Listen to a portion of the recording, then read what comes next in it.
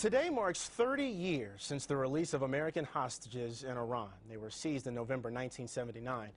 The country had exploded in revolution. A mob of Iranian students occupied the American embassy in Tehran. 52 people, from diplomats, Marine Guards to secretaries, were held hostage for 444 dark days as the United States looked on, desperate and helpless. But there were 6 Americans who escaped that day. Canada's ambassador to Iran, Ken Taylor, along with his wife and embassy staff, hid the 6 in their homes for 3 months. They used forged Canadian passports to smuggle those 6 Americans out of Iran. This is how Walter Cronkite brought news of the daring rescue to America. This is the CBS Evening News with Walter Cronkite.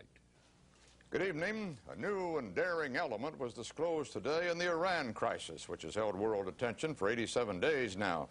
4 American diplomats and wives of 2 of them were spirited out of Iran over the weekend by Canadian embassy officials. They'd given the Americans secret refuge since militants took over the U.S. Embassy last November. When the U.S. Embassy was overrun last November 4th, these 6 Americans just happened not to be in the compound.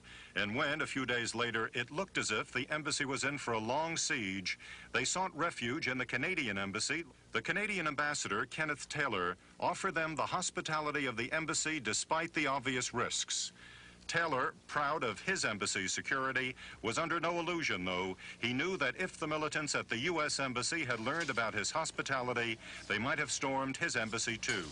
The news of the 6 Americans at the Canadian Embassy was kept top secret. It was called The Canadian Caper. Now, in a new book, Robert Wright tells the inside story of what really happened and our man in Tehran. This morning, we're joined by that man, former Canadian Ambassador Ken Taylor. Ambassador, good morning to you. Thanks for being with us. I was watching your face during that Walter Cronkite piece just now. What were you thinking? Well, I'm thinking glorious memories of the release of the diplomats, but at the same time, some chagrin at the state of U.S.-Iranian relations still at this time. Until this book was released, you really didn't say very much at all about what really happened back in 1979. No, there's been a fair amount of publicity about it. Was there ever any point that you thought you would be killed? And not just you, but your family and your staff? No, I thought that the revolution was moving ahead rapidly in the unpredictable times. And this was one event within the whole situation of unpredictability in Tehran. And so I thought that if we did everything carefully with prudence and some luck, we may find ourselves out safely. But was there ever a point where you were scared? Ever a point you were worried that someone, especially with the media, that this information would be leaked, someone would find out and you would be at risk? Well, quite candidly, about 2 months into it, Gerard Pelletier from the La Presse did have the outlines of the story.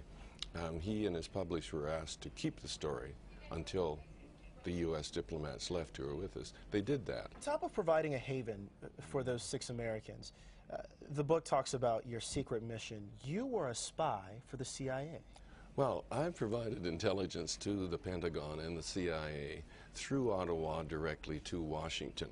The U.S. didn't have anybody there to anticipate or plan for the commando raid called Eagle Claw.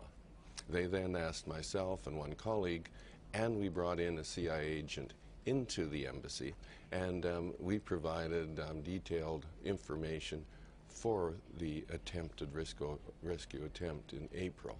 When you think back on that, Ambassador, and you sit here 30 years later, and we're talking about this, you were a man that was there as a diplomat, and all of a sudden you're thrown in the role as essentially a CIA agent. What you are saying and what you're reporting is being seen by President Carter at the time, and they're strategizing based on your information.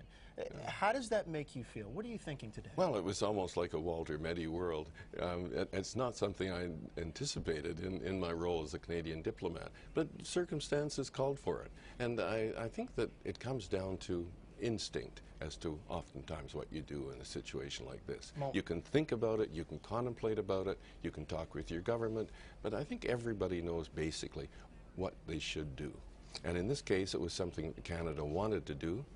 They wanted to do whatever we could for the United States at that time. And it involved keeping the 6 safe, but in a sense of greater jeopardy for the embassy, it was the involvement drawing up the plans for Eagle Claw. Moments after Ronald Reagan took the oath of office, this Iranian hostage situation came to a close, and really the attention on Islamic extremism also went away.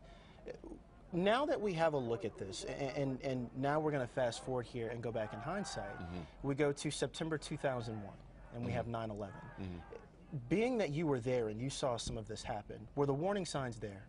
I think very much so. The Iranian Revolution and Khomeini's emergence really underlined the vulnerability of the West, if I can use the word the West. We're in a very high-risk, dangerous game, unpredictable, unanticipated, not scripted. So the momentum was there. What shape it would take was up in the air, but the reality of 9/11 reflected those early days in Tehran. And one more thing quickly before we go here. Do people still come up to you and regard you as a hero and recognize you as that guy? Well, it's a good life in New York. I haven't paid for a beer in a long time. So that would be a yes. It's an incredible story. It reads like a spy thriller, and I tell you, it's a real life story. And the main character sitting right here beside me, our man in Tehran. It is in stores right now. And Ambassador, we appreciate you being here this morning. Thank you so much. Darryl, thank you. Yeah, we'll be right back.